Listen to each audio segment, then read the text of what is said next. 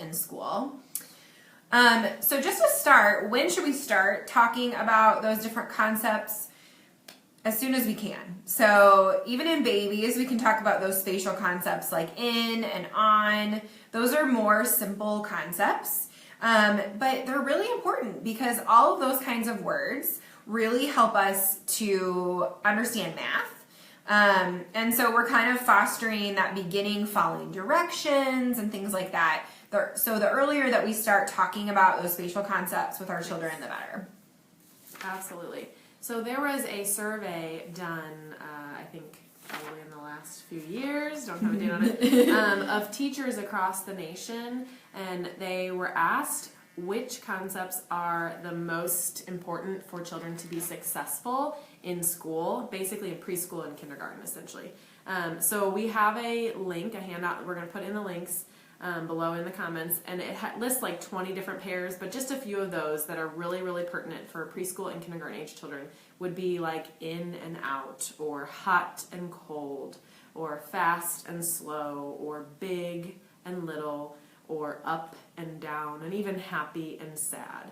And the thing that can really help children understand is just using and practicing these pairs in natural play-based environment in an everyday setting that is just natural for your child at hand. So a lot of those ones that I named are very easy to just like act out or show with objects. So the more visual that it can be, that a child can see you do it, you could have a child run across the room fast, or you can have a child walk across the room slow. I actually have a little book about opposites that I read with my 4-year-old, I'm almost at 3, she just turned 4, 4-year-old and my 16-month-old, and the 4-year-old likes to go act it out. So she will actually go and run across the room for my son, and we'll say, oh, she's fast, and then she'll walk really slow. So that's just a fun, like, playful way that we kind of talk about those concepts at home.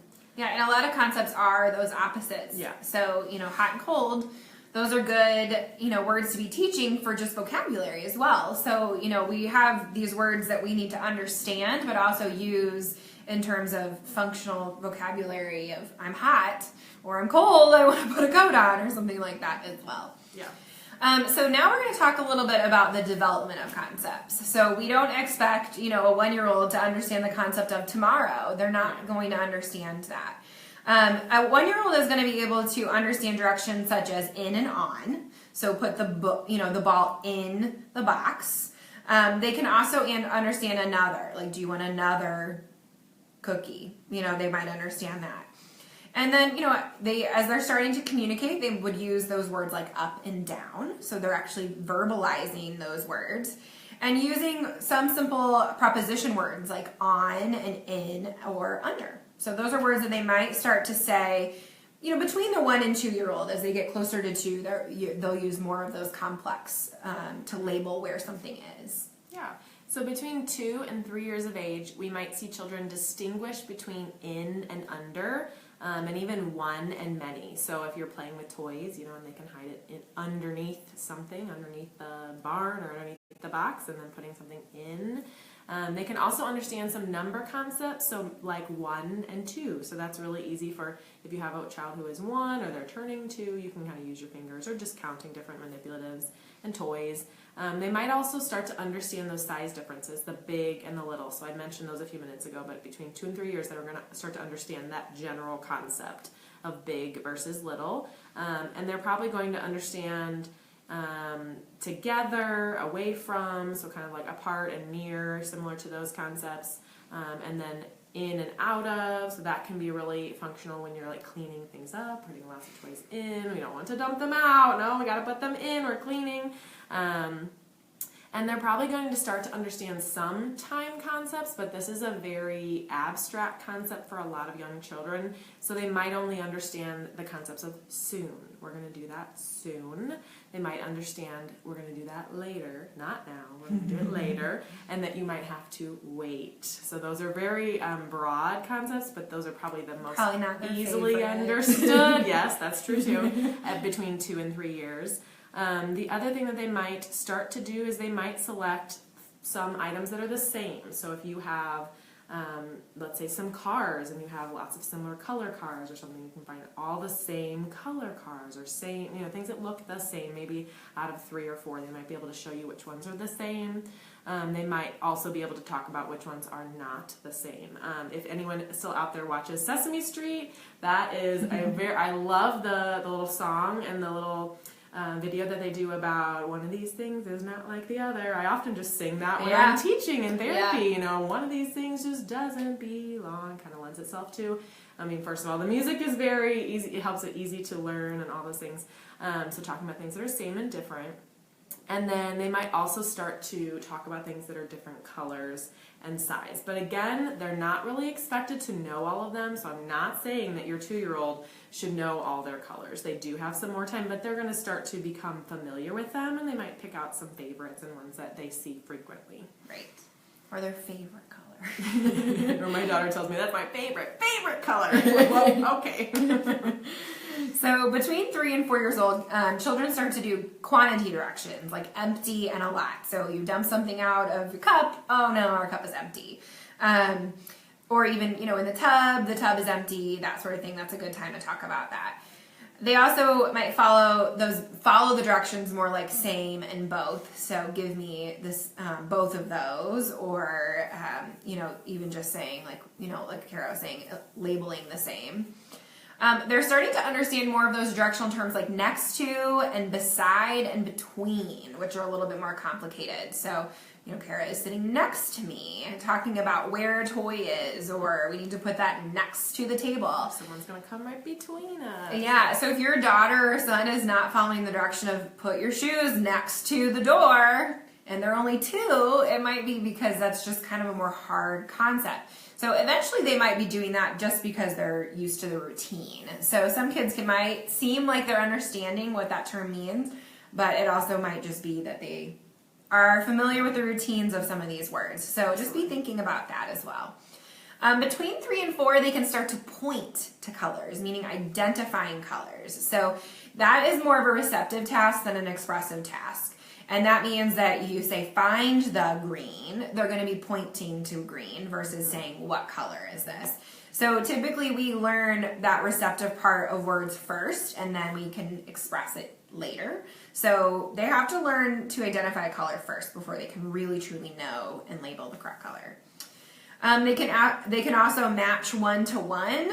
I think that's like 1-to-1 correspondence. Is that what that means? So like when you're if you have toys and maybe you're counting them, being able to touch a car and say 1, and then touch the next one and say 2, and the next one and say 3 is that 1-to-1 correspondence. Whereas some kids might touch a car and say 1, 2, and then go to the next one and say 3, 4. They're not really moving their finger along with the counting. So. Yeah. Between 3 and 4, they can also point to an object that is different from another. So if you put, 2 cars and then a boat, they should be able to identify that the boat is different. And then also uses position concepts like behind, in front, and around. Mm-hmm. So between 4 and 5 years of age, we might see children that understand comparatives or superlatives. And what that refers to, those adjectives, are things like big, bigger, and biggest. So if you have some stuffed animals or even some books or something lying around your house, you might kind of line them up if you want to see, do they understand, which one is the biggest of all? And I do think that sometimes the most different of comparing those is going to be the easiest. So this one's big, but this is the biggest of all, and that concept in the middle where it's like this one's big, but this one's a little bit bigger, that might be a little bit harder to understand. But if you have at least 3 different objects, it would be easy to say, well, this one's big. So, like a mouse, or no, not a mouse is not big. I'm going to think of an example. A car is big, but an elephant is bigger, and an elephant is big, but a whale is the biggest. That was my thought. Yeah, just thinking of one off the top of my head. A 4 to 5-year-old child might also be able to understand time concepts. So some of these more complex time concepts might be yesterday, today, tomorrow, so they might be able to start understanding that. They still might not always talk about those words and use those words correctly. For example, my 4-year-old, if I say we're going to do this tomorrow, she might ask me 3 hours later, is it tomorrow yet? No, it's still today. So they might start to understand them, but again, like Allie mentioned, if they're understanding it, they're not always able to use it appropriately, but if you are talking about it, they should start to understand those concepts. They might also start to understand the time concepts of first and then, or like first and next. So if you are telling your child, first we're going to go wash our hands and then we're going to eat our lunch, we're using a lot of those time concepts.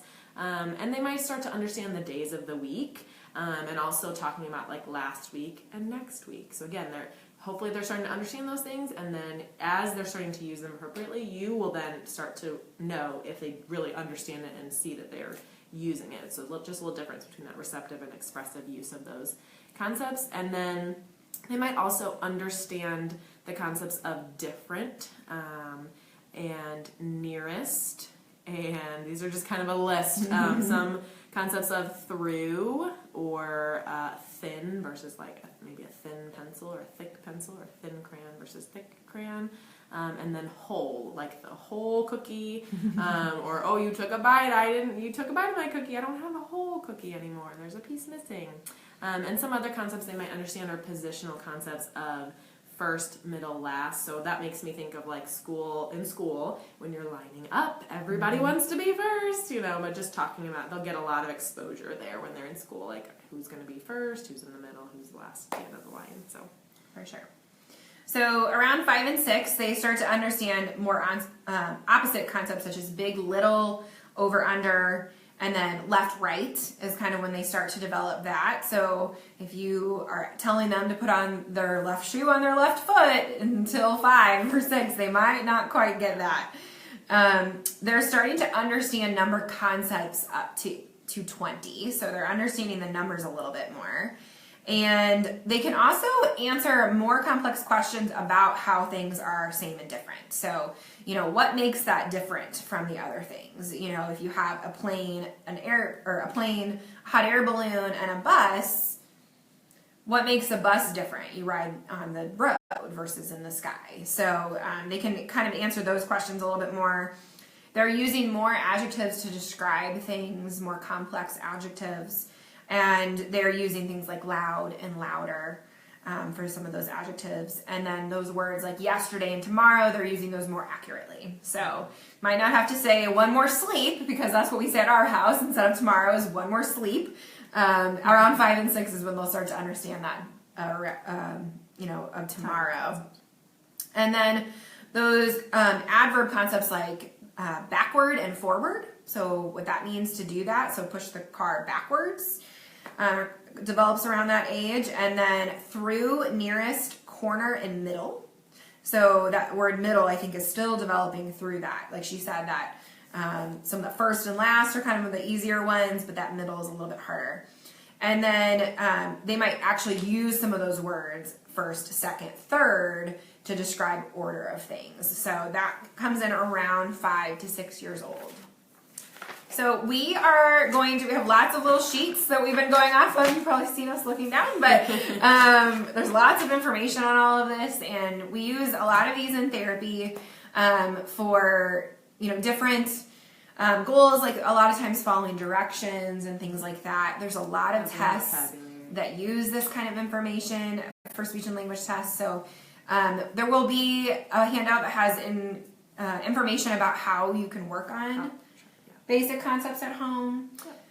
So this is already long, so we figured we could talk about that too. But there are some good handouts about that. And obviously, if your child comes to the clinic and you have concerns about this, we can always, as your therapist, give you suggestions about how to work on these at home. So, all right. As usual, if any questions come up, please add them in the comments, and we'll do our best to answer them. Yeah, and remember, you can follow our videos too if you ever want to be notified that we are chatting up on Facebook. Yes, absolutely. All right. Thank you. Thanks, Facebook. Bye.